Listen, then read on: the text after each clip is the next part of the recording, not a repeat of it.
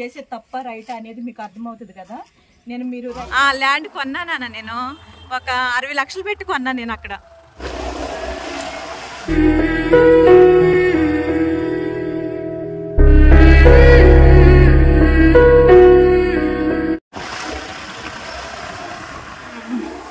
నేను ఒక ముఖ్యమైన ప్లేస్కి వెళ్తున్నానండి. ఎక్కడికి వెళ్తున్నాను ఏంటి అనేది మీకు అర్థమవుతుంది. మీరైతే ఫుల్ వీడియో చూడండి. నేనేం చూపిస్తున్నా ఏంటనేది మీకు అర్థమవుతుంది. సర్లే, నేను అబద్ధం ఎందుకు మీ దగ్గర అట్టు. నేను ఒక అపార్ట్మెంట్ కొనాలండి. ఆ ఫ్లాట్ కాటికి వెళ్దాం మనం. ఆ అపార్ట్మెంట్ కూడా చూపిస్తాను మీకు ఎలా ఉంది ఏంటనేది. ఏ సన్నిగా ఎన్ని లక్షలు పెట్టి కొన్నావురా నువ్వు అపార్ట్మెంట్? 1 కోటి రూపాయలు పెట్టి కొన్నావా? ఓకే, 1 కోటి రూపాయలు పెట్టి కొనడంటండి. అది చూద్దాం ఎలా ఉంది ఏంటనేది. ఇక్కడే సావిత్రి, అదే సావిత్రి దాని పిల్లలు కనపడలేదు. హీరోల పేరే ఉండదండి, అందుకే వాడి పేరు పెట్టలే నేను. ఇదంతా వరద వచ్చిందండి అప్పుడు. మాకు వైపే కాదు, ఇటు కూడా వచ్చేసింది. అదైతే కాదులండి, మీరు అది అనుకుంటారు నా ఫ్లాట్. అది కాదు, నేను చూపిస్తాలే మీకు. ఓకేనా? చిన్ని, ఇప్పుడు నువ్వేదో అడిగు నన్ను. ల్యాండ్ కొన్నానా నేను ఒక 60 లక్షలు పెట్టి కొన్నా నేను అక్కడ. నువ్వు చూద్దుగానుగా, అందుకని నీకు కూడా అందుకనే కదా నేను ఇప్పుడు ఏం చెప్పట్లా. నువ్వు అక్కడికి వెళ్ళిన తర్వాత నీకు చూపిస్తా. ఓకేనా? ఎలా ఉంది ఏంటనేది నీకు అర్థమైద్ది. అన్ని పొలాలు అనేసి అనుకో మాకు, నువ్వు దానికి ఎంత వాల్యూ ఉందనేది నీకు అర్థమవుతుంది. ఓకేనా?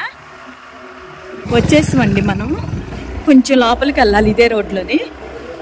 ఇక్కడ కొట్లు ఇవన్నీ బాగానే ఉన్నాయి, ఇల్లు.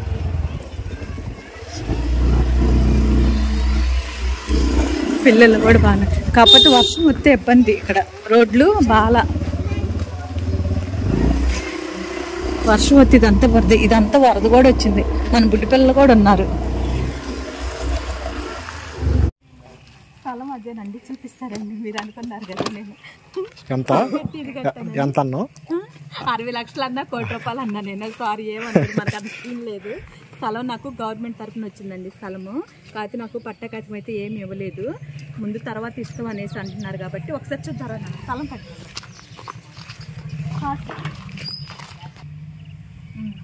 ఇక్కడ నుంచి అండి ఇదంత వరకు సెంటే మనకు వచ్చింది. సెంట్ ఇచ్చారు మనకి. ఇదిగో ఇది అది ఈ కార్నర్ వరకు మనకి సెంటే ఇచ్చారు. కానీ నా పేరు అంతా ఆన్లైన్లో మొత్తం ఎక్కింది, పేరు మొత్తం. కానీ మనకు పట్టాకాతం అయితే ఇవ్వలేదు. పార్టీ మారిందని చెప్పేసి తర్వాత ఇస్తామని చెప్పారు, కానీ నాకైతే ఇవ్వలేదండి. ఇప్పుడేమో కట్టుకోమని అంటున్నారు.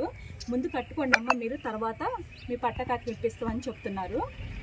అదేంటంటే మరి లోన్ కూడా మనకి రాదు ఇప్పుడే, ముందు మనం కట్టుకోవాలన్నారు. బేస్ మట్టానికి వచ్చేసి 2,35,000 అన్నారు. మళ్ళీ బోరు కూడా వేయించాలి కదా. ఇక ఎట్లేదన్నా మనం 2,60,000 కట్టుకుంటే మనకి బేస్ మట్టి మొత్తం వేసిద్ది. అది వాటర్ది ఏమంటారు, నీళ్ళది మోటార్, అది కూడా వేయించుకోవాలి మనం. బోరు కూడా వేయించుకోవాలి మనం. దాని గురించి అంత ఖర్చు చేసినా కూడా మళ్ళీ నా పట్టాకాతం రాకపోతే ఇబ్బందే కదండి. నేను దాని గురించే టెన్షన్ పడుతున్నా నేను. అందుకే నీకు కేవలం ఈ వీడియో చేయటం కూడా. తర్వాత వాళ్ళు నన్ను మోసం చేశారనుకో, అది చాలా కష్టం కదా. నేను మోసం చేయరని అనుకుంటున్నాను నేను.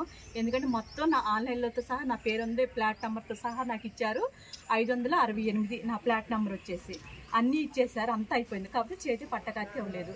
అర్జీ పెట్టుకుంటే మనం లోను పెట్టుకోవచ్చు అన్నారు.